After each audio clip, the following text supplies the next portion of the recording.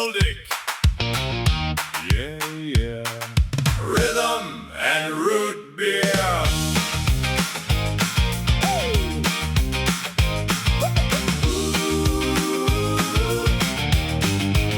From the first little step to the last. Hello and welcome to the Rhythm and Root Beer Show, where we talk about two of our favorite things in the world, root beer and drumming. I'm David, your host and root beer connoisseur, and with me is my twin brother from another mother, Derrik, our co-host and drumming expert. Hi everyone, I'm Derrik, and I'm excited to be here with you today. We have a special episode for you where we're ranking the top 10 greatest drummers of all time and the top 10 highest rated root beers from around the world.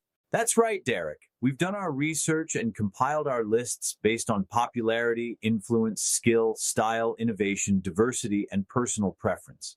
We'll explain why we chose each drummer and each root beer and what makes them stand out from the rest. And we'll have some fun along the way. Stories, trivia, jokes, opinions, and maybe a few strong disagreements about drums and root beer. We hope you enjoy listening as much as we enjoy talking to you. So, without further ado, let's get started with our countdown. Derrik, why don't you kick us off with your number 10 drummer?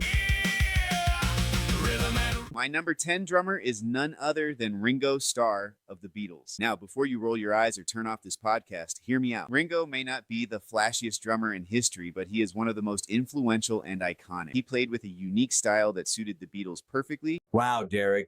Perfectly. Wow, Derrik, you make a strong case for Ringo Starr. I'll admit I was never a huge fan of his drumming, but I respect his role in music history and his contribution to the Beatles' legacy. He definitely deserves a spot on your list. And after taking up the drums myself, I often rely on his meticulous rhythm. He's a human metronome. He was one of the first drummers to use matched grip instead of traditional grip, which gave him more control and power. He experimented with different drum sounds too, tea towels on the snare, stripped down cymbal work, and simple parts that made the song stronger. He was also a singer and songwriter in his own right, and that matters. Well, Derrik, my number 10 root beer is Virgil's root beer. This is a microbrewed root beer that uses natural ingredients like anise, licorice, vanilla, cinnamon, clove, and wintergreen. It also has sweet birch, molasses, nutmeg, pimento berry oil, balsam oil, and cassia oil. It has a rich, complex flavor that is smooth and refreshing with a nice carbonation level that gives it a satisfying fizz. Virgil's root beer sounds delicious, David. I've never tried it before, but I would love to taste it someday. What do you like most about it? What I like most about Virgil's is that it has a balanced sweetness that isn't too overpowering or artificial. It also has a nice spice kick that adds depth and warmth to the drink.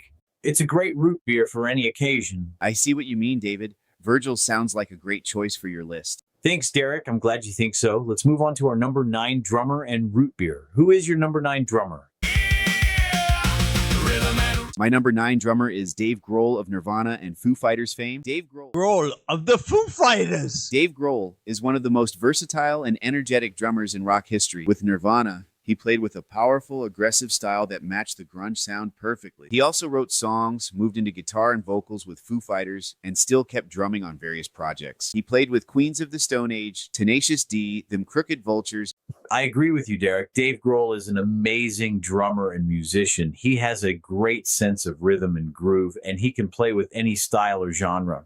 He's also a charismatic leader of his own band. He is definitely one of my favorite drummers, too. Thanks, David. I'm glad you like Dave Grohl as well. So, what is your number 9 root beer? My number 9 root beer is Barq's root beer. This is a classic root beer that has been around since 1898. It's one of the most popular root beers in the United States, especially in the South. It has a distinctive bite that comes from its caffeine content, which is rare for root beer. It also has a smooth and creamy flavor that is easy to drink. Barq's root beer sounds interesting, David. I've never had caffeinated root beer before. How does it affect you? It gives me a little boost of energy and alertness, which is nice when I need it. It also makes me feel refreshed and invigorated. It's a great root beer for when I need a pick-me-up. I see what you mean, David. Barq sounds like a good choice for your list. Thanks, Derrik. I appreciate your feedback. So let's continue with our countdown. Who is your number 8 drummer? My number 8 drummer is John Bonham of Led Zeppelin. Bonham is widely regarded as one of the greatest drummers of all time, and for good reason. He had phenomenal technique, speed, power, and creativity, and he influenced generations of drummers out. He was known for triplets, syncopation, odd time signatures, and incredible dynamic range. He could move from hard rock to blues to folk to funk with ease and flair. And of course, he was a master of the drum solo. Just listen to Moby Dick. Wow, Derrik, you make John Bonham sound like a god among drummers. I have to agree he was incredible and a huge influence on many other drummers. He had a unique style and sound that was unmatched by anyone else. When I'm sitting at my kit, I try to emulate John, if I can. Thanks, David. I'm glad you agree with me. Good luck trying to emulate him, though. He had so much power, and, well, mate, you haven't exactly got the biggest arms, have you?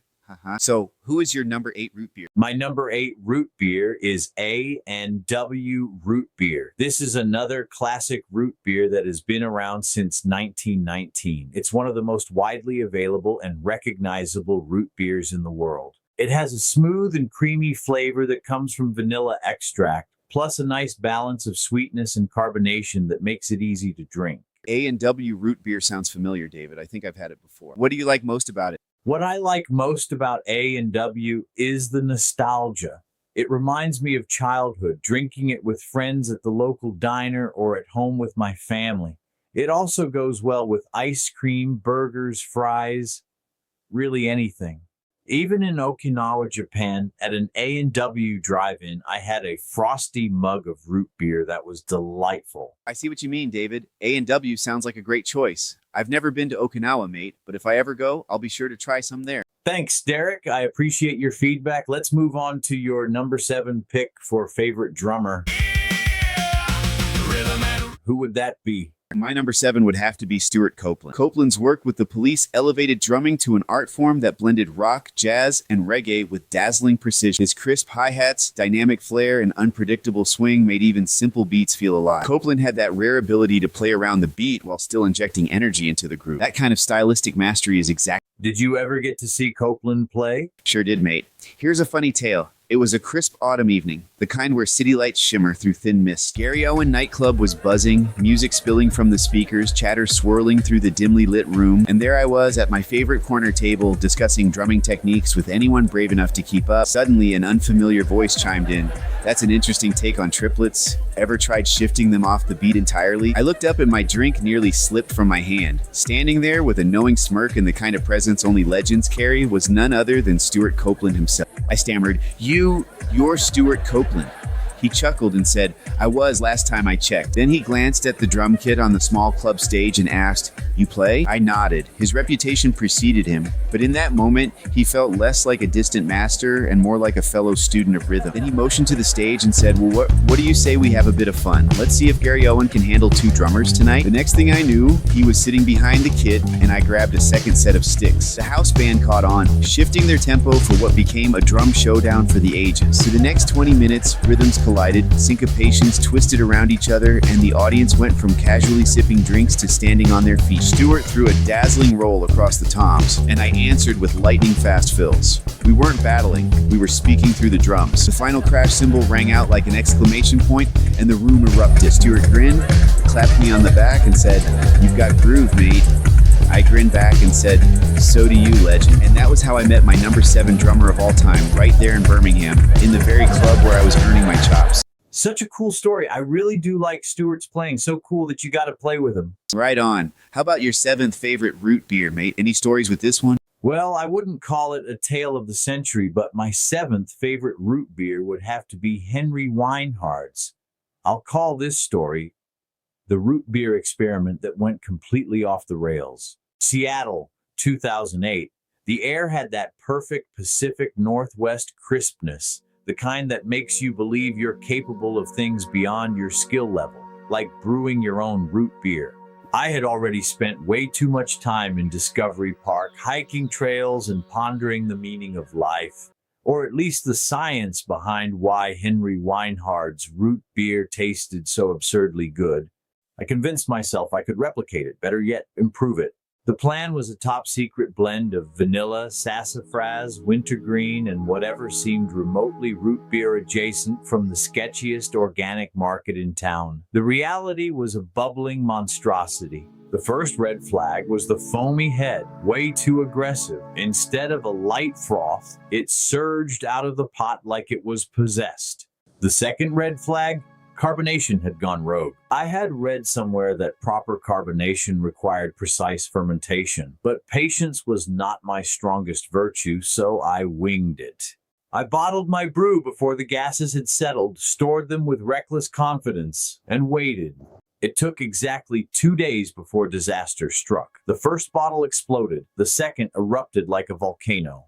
The third? That's how I ended up running through Discovery Park at full speed, clutching a half-fermented bottle as it actively foamed in my hands, spraying a sticky mess mid-sprint. Local hikers paused in confusion. Was this man fleeing danger? Had he discovered something illegal? No, I was just out of my depth, a root beer scientist who had failed the experiment spectacularly. The aftermath was a kitchen permanently scented with sassafras, sticky floors that never recovered, and the humbling realization that Henry Weinhard's reign was not meant to be challenged. I learned a valuable lesson that day. Sometimes the pros just do it better. But hey, at least I tried. Sure thing, mate. The missus must have loved you that day. She divorced me later, didn't she? Just couldn't handle my genius, dude. Haha. Okay, mate, moving on to number 6. I'd have to say that would be Glen Power. Glen Power? Who's that? Now let me tell you about Glen Power. The man doesn't just play drums, he commands them. He has rare versatility, the kind where you could throw any style at him. Rock, pop, folk, jazz, maybe even some weird experimental nonsense, and he'd still find the groove. But here's the kicker. Not only can he hold the beat with flawless precision, he sings, and not just background noise singing, actual harmonies. Clean, effortless, and intertwined with the music like he was born to do it. Not many drummers can pull that off, let alone engage with the crowd while keeping the rhythm locked in. And he's not just a drummer either. Guitar? Yep. Piano? Of course. Probably plays a dozen more instruments just for fun. As far as talent goes, mate, he's got bucket loads. If you flip that bucket upside down, he'd probably turn it into a drum and lay down a beat that makes the whole room stop and listen. That's what makes the Scripps beats hit just right. No unnecessary flash, just pure, clean rhythm. And honestly, with a surname like Power, the man was destined for greatness. Wow, your knowledge of drummers always impresses me, Derrik. Now, my number 6 root beer. And really, it would be number 1 if I hadn't tried some of the harder-to-find gourmet root beers, would have to be Stewart's root beer. Stewart's root beer, absolute classic. If you're looking for that real old-school root beer taste, this is the stuff. No weird syrupy nonsense. Just real sugar, smooth flavor, and the kind of carbonation that hits just right. I grew up in upstate New York, Albany and beyond, and Stewart's has always been one of my go-tos.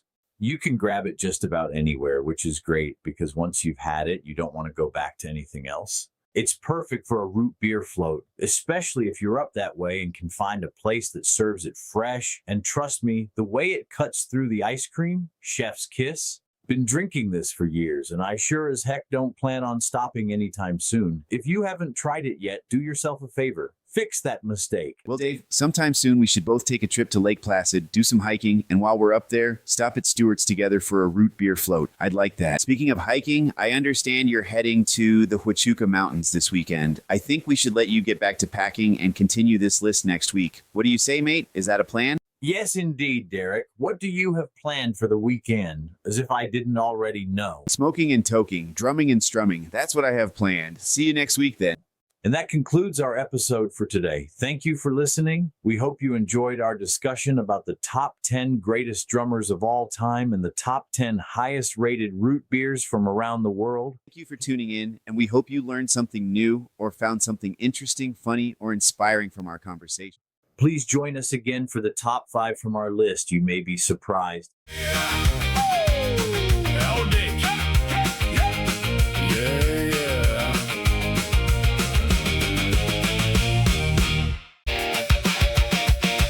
If you need a start, if you need a sign. All right, family, that wraps up today's episode. But before we head out, I want to leave you with something special. You've heard the teasers. Now here's the full track. This is my new single, the heartbeat of this show, LDiK Rhythm and Root Beer. Let it carry you the rest of the way. LDiK. Yeah. Rhythm and root beer.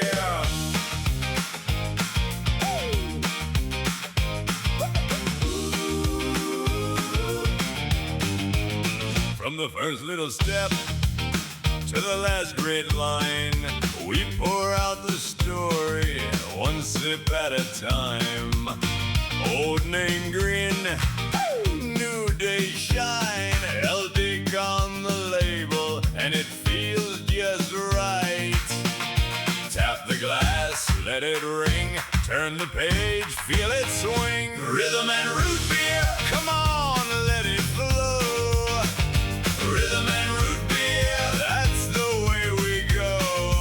LDiK in the mix, LDiK in the air. Rhythm and root beer, we're already there. Rhythm and root beer.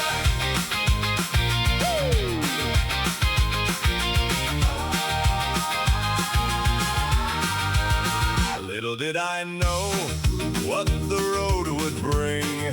Laughs in the margins and a song to sing. From a family name to a friendly cheer, you can taste the beat when the crowd gets near. Tap the glass, let it ring. Turn the page, feel it swing. Rhythm and root beer, come on!